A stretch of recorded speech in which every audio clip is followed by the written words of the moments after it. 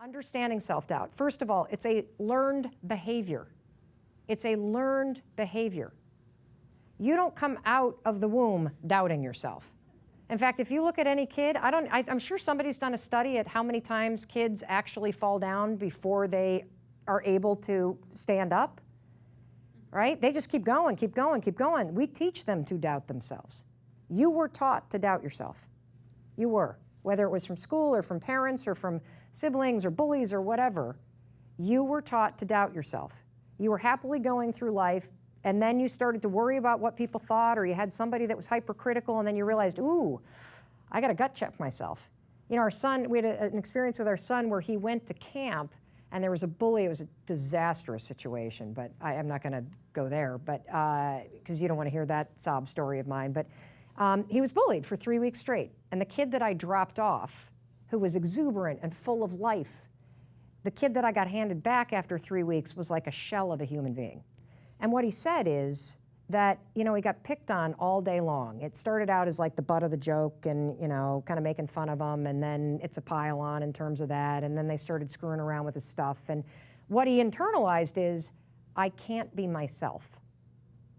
If I'm myself, I get that. And because he's stuck in a cabin with these kids, you can't hide like you can as an adult. So, and that is a really good explanation for what we do and how we learn it. Like, you have a couple things that happen to you and you start to internalize that, oh, I just better shut up. Oh, I just better shrink. Oh, nobody wants to hear what I have to say. Oh, people like that act like this.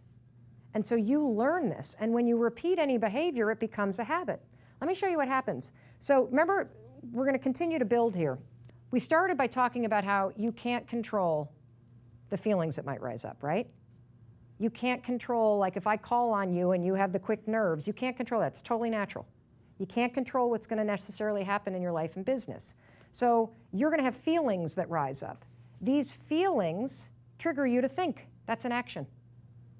You start to overthink in reaction to being afraid that you're going to fail. Right there, I'm just realizing that you overthink for the good stuff, but don't overthink for the bad stuff. Like my reaction in the Hector moment. Yep, the Hector I didn't moment. overthink being an ass. Yes.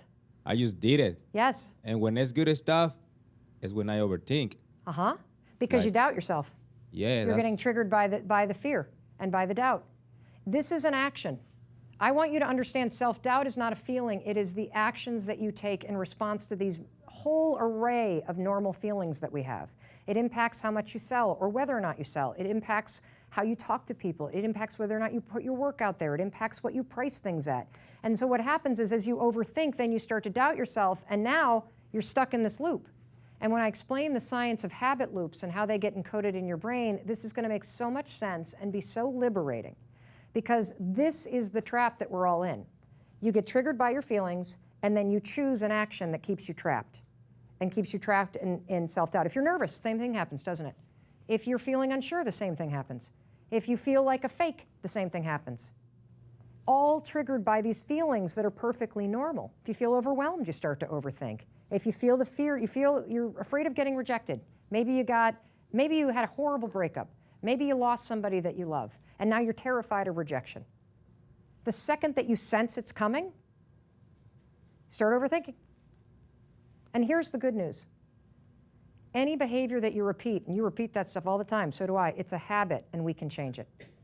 So how does self-doubt affect your life? We've kind of talked about that. Let me tell you how it's affected my career. Number one, I spoke for free for 3 years. So after that TED Talk went crazy, people started calling and asking me if I would speak, and it never even occurred to me to charge. Because I was just so interested in sharing the idea about the fact that you can change anything with 5-second decisions.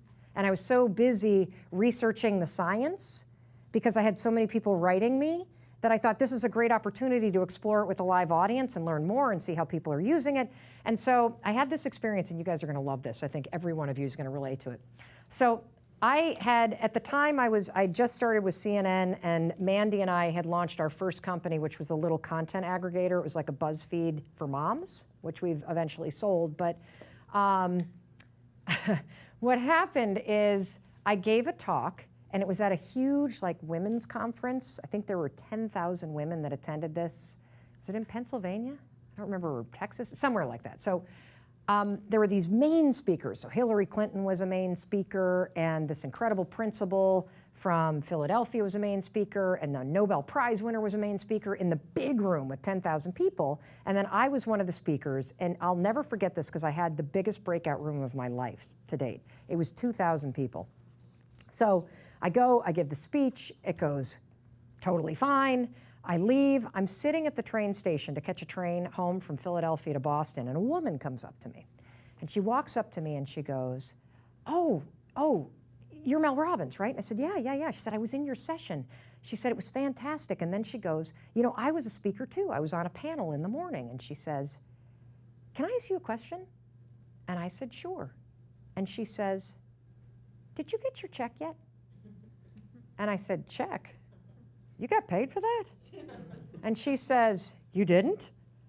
And she said, oh, I'm sorry. And she starts backing up going, I just assumed because you were in the big room that, and it was this really interesting moment where I thought, first of all, you are such a frigging idiot, number one. Number two, it never even occurred to me. And then I started to look into the business, and I think a lot of you totally undervalue yourself, especially because it's art, especially because you're a creator, especially because it's deeply personal. You will not get what you don't ask for. You just won't. And so, you know, a lot of what I'm also talking about comes from figuring out, how do I build a business then in something totally different? How do I price myself so that I'm not paid like a chick? You know, how do I position myself so that I build the kind of trajectory that I want? And so everything is figure-outable. And then from there, it's about you trying and you pushing yourself and you catching yourself when you have these Hector moments. So I spoke for 3 years. I waited to start doing courses for almost 2 years because I was convinced, oh, I got to have a PhD, I got to have a certification, I got to do this, I got to do that, I got to do the other thing. I actually was nervous about whether or not I could record my own audiobook. But in my gut, as a creator, I knew, why the hell would I give anybody rights to something I can record myself? Why would I do that?